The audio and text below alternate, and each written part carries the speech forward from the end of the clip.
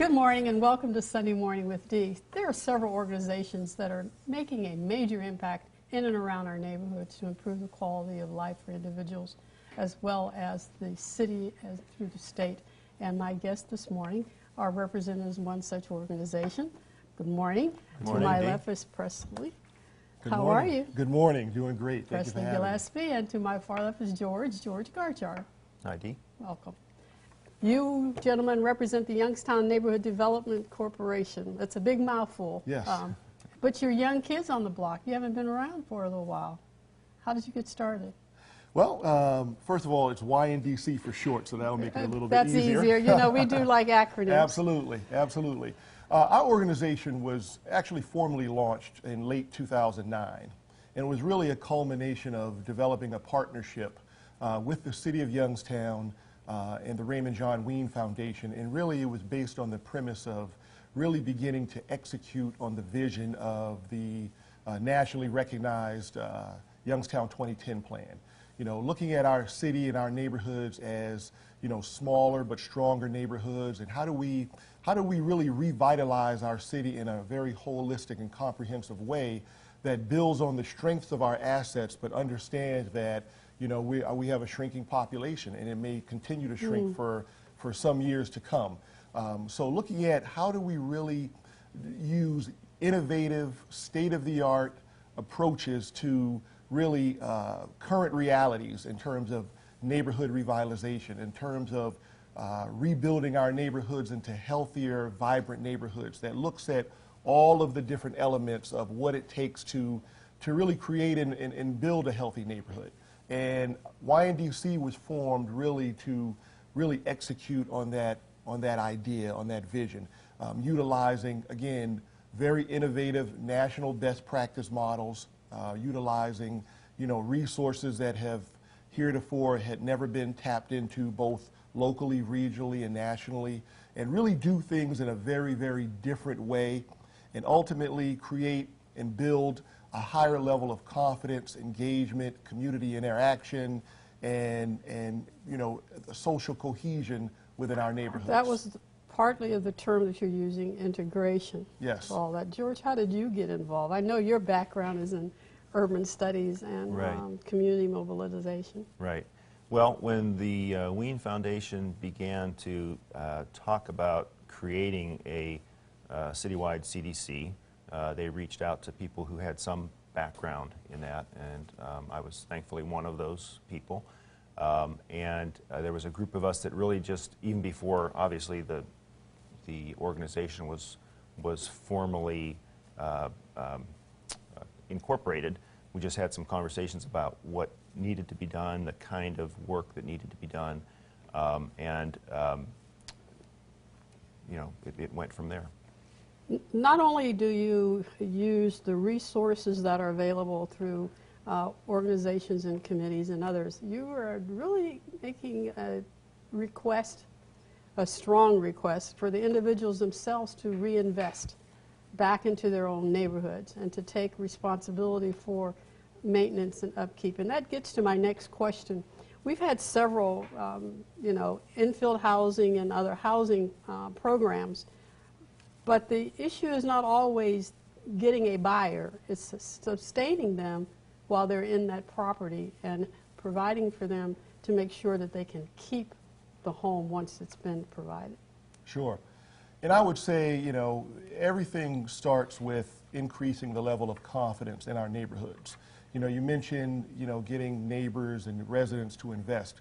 We see that as the pinnacle of our work and really how we will measure success.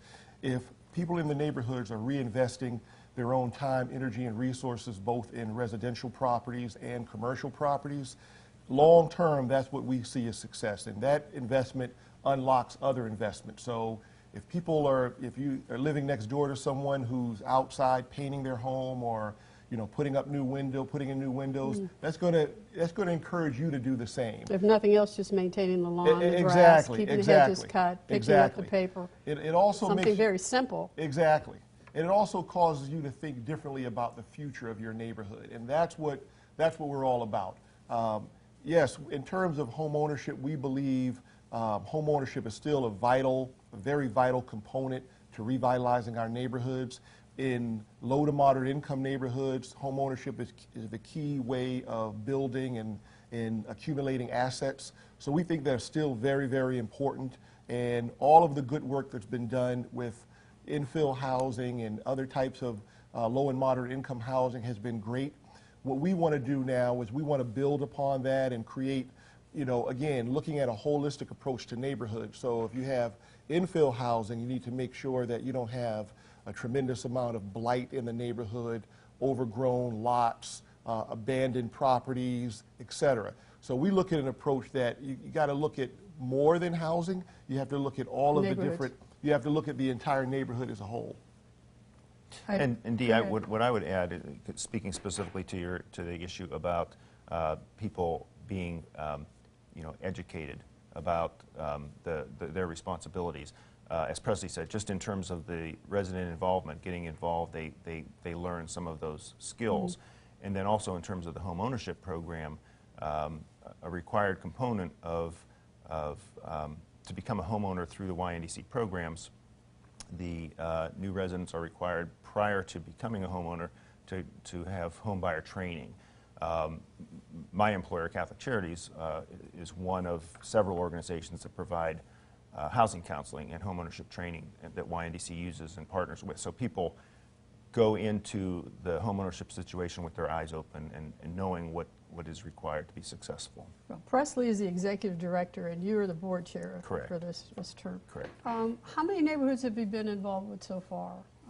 Well, our approach is to really look at a strategically focused approach on neighborhoods. We started out with 3 neighborhoods, the Idora neighborhood, Lincoln Park, and Crandall Park North. We've sort of identified the Idora neighborhood as a pilot model of intense concentrated investment and what you can achieve when you do that, and we think we've been very successful at doing that. And so now we're moving a little deeper into Lincoln Park, Crandall Park North, but we're also even expanding that a little bit wider as well. We're balancing our target and strategic approach with now launching several citywide programming opportunities. So because we do want to make sure that we can be a very nimble organization and that very few, if any, neighborhoods are ignored. Got some flexibility. Yes. There's an application process for the Success Program, and that's coming up, if I understand it. What is it that an individual residing in any neighborhood would have to do in order to say, hey, this is something I would like to see take place? Or do you yourself approach neighborhood block watches or other church organizations so that you've got that collective body of individuals in the neighborhood? Well, we try to maintain a very high level of neighborhood engagement, neighborhood collaboration. We try to make sure that we know who the neighborhood association leaders are and that they're fully abreast of the programs that we offer. So that's a big part of it, and we consistently encourage them to apply. You mentioned the Success Program, which is actually run by the Raymond John Ween Foundation, right, which we also collaborate with and help put together some of the applications. But we also are starting our own Lots of Green 2.0 citywide programs that also provide small micro grants for vacant land reuse projects. We launched our first phase of that last year. We selected 5 groups across the city, one in every neighborhood, and we're going to provide technical assistance and financial resources to do a host of various types of vacant land reuse projects, from community gardens to recreation to youth training and development. We're going to touch on that when we come back from break, but for now, so we can end on a point, the application for the Success Program is March 15th deadline, and you can do that either online or you can contact the Raymond John Ween Foundation, and that's on the screen. And when we come back, we're going to go into detail because I'm interested in knowing more about some of those programs. Stay with us.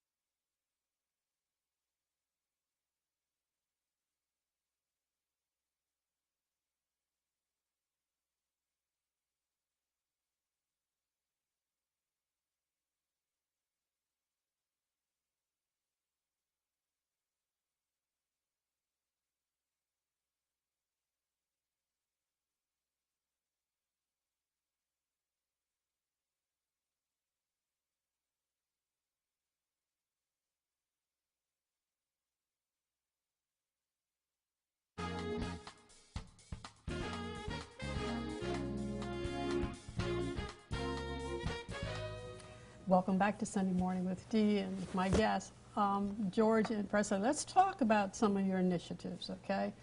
You've got strategic acquisition, which is also part of the 2010. You've got work days. Let's just go through and kind of cover a little bit of each one. I know we can't do as much in depth as I would like to. Sure. Go Well, for it. as we've said, you know, our approach is very comprehensive and holistic. So we believe it's kind of like having a good diet. You've got to have a healthy dose of all of the different ingredients in your daily diet to really have a healthy lifestyle. So we approach that and we approach our work in that manner. So for one, we've got our flagship Lots of Green program, which is really designed to restore vacant property, vacant land back to productive use. So you look at 22,000 vacant lots across the city. We're attacking those challenges and turning them into opportunities by creating green space, community gardens, urban agriculture. Or even mini parks. Many pocket parks, indeed. Oh, so that's what that term means, pocket parks, yeah. Does that come up with you, George? Sure. I mean, it ranges from literally having a lot next to a homeowner and having them take ownership of that all the way through some of the bigger initiatives that Presley mentioned. Exactly. And that's really become actually a national model. We have individuals and flagship organizations and blue chip universities that are very interested in that model. We also, the element that we add to that is heavy community engagement because the community is involved in almost all of that work. But our strategic acquisition rehabilitation program is designed to acquire vacant and abandoned properties, rehab those properties back to really very high level energy efficient standards, and then get those properties back into the hands of homeowners. With that program, we provide up to a $10,000 grant for individuals that want to buy those properties. So that's a significant financial assistance. And we also provide, through our partners, Catholic Charities being one of them, financial homeownership training. So we're providing the training, we're making sure that they have the financial resources, and we're giving them a home that's been renovated from top to bottom in a very high level energy efficient standard. George is the board chair. Who are some of the other partners besides Catholic Charities that you are able to get engaged, because you can't do this alone? Right. In terms of the home ownership counseling, it's Compass, that formerly Family Services, right. Youngstown Metropolitan Housing Authority, all our HUD certified housing counseling agencies, and so we're all available to help with that. I find it interesting to tie into the 2010, because the point that you were making is that if you have a home here that you're investing $20,000, $30,000+ in, and you got one next to you that's boarded up or vacant, you got another one next to you on your right, across the street, and there you sit in the middle of a boarded up neighborhood, and you're being asked to improve upon your property. Exactly. There's an oxymoron in there somewhere, isn't it? That's right. And indeed, and to supplement our strategic acquisition rehab, we have our Model Blocks program, which is also